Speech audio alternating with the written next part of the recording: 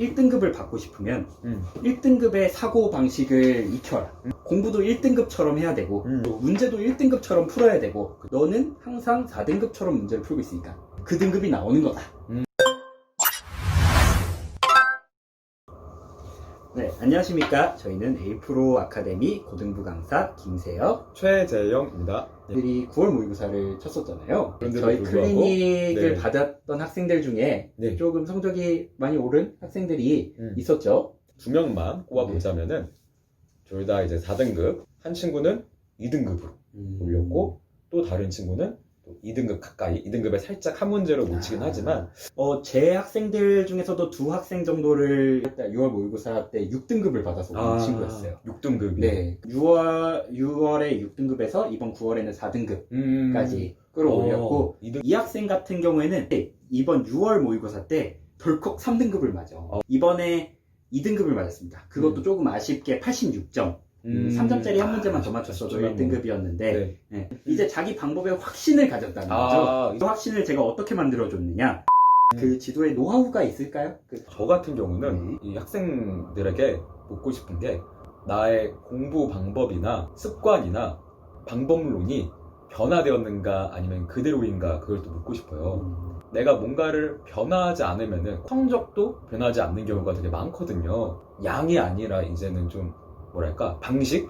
그 방향을 공부를 해야 되는데 안 되는 방향으로만 계속 하는 경우, 그러니까 계속 스트레스를 받는 거죠. 나는 나름 열심히 갔는데 근데 방향 자체가 잘못된 경우, 문제를 정석적으로 조금 푸는 방법 위주로. 실제로 그 최재형 선생님 지도하시는 체크리스트가 지금 이 앞에 있는데 80분에 맞춰서 문제를 푸는 전략을 세워라.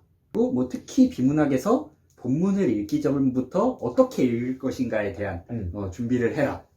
그 친구 같은 경우엔 일단 기본적인 공부량은 있었어요. 그 친구는 6월 모의고사 때 어떻게 문제가 나올지, 국어 모의고사, 국어 시험을 어떻게 내는지에 대한 감각이나 예측을 전혀 하지 않고 들어가요. 수능 국어라 함은 학생들에게 본질적으로 물어보는 부분들이 있죠. 그 의도들을 파악하지 못하고 다른 그냥 평소 국어 시험대로 풀다 보니까 미리 시간 관리도 잘 안 되고 낯선 문제나 낯선 지문 제대로 대비가 안 되는 이 기출문제 패턴으로 다음 문제가 나온다면 이런 패턴이 나올 것이다를 예측하고 그럼 그 패턴에 대해서 실전적인 연습을 하도록 했어요.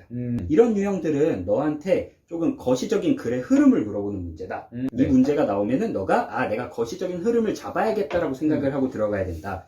2등급 정도의 학생들이더라도 자기가 왜 1등급이 안 나오는지에 대해서 그 기출문제들을 그냥 단순히 풀기만 한 거죠. 전략이 이렇게 확실하게 세워져 있었다면 내가 맞출 수 있었던 문제와 맞출 수 없었던 문제, 진짜 이거는 내가 실력이 너무 부족하다, 그죠. 이거를 잘 구별해서 조금 자기의 전략을 좀 더 공고히 만드는 연습이 필요하겠고, 실력이 부족한 경우 그 기출문제들 중에서 고난도 문제들을 모아서 기출문제 분석을 조금 더 명확하게 해줘야 될 필요가 있겠습니다. 앞으로의 클리닉 지도 방향, 예전에 문제 푸는 걸 한 100이라고 뒀다면은 50으로 두더라도 나머지 50에서는 그동안의 오답 분석을 할 것 같아요. 우리 김세혁 선생님이 말한 대로 어떻게 보면 수능 국어는 패턴이 있잖아요. 형식은 반복되기 때문에 분명히 똑같은 이거를 대비하지 않으면 똑같은 문제에서 틀릴 것이 확실하기 때문에 오답 분석 많이 연습을 하는 방향으로 나아갈 것 같습니다.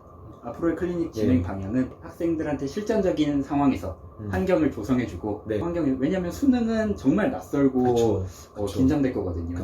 그 환경에서도 제가 가르쳐준 전략들 자기 것으로 체화해서 그 긴박한 환경에서도 마음대로 끌어쓸 수 있는가. 70일 동안은 정말 실전적으로 점수를 확보해야 되겠죠.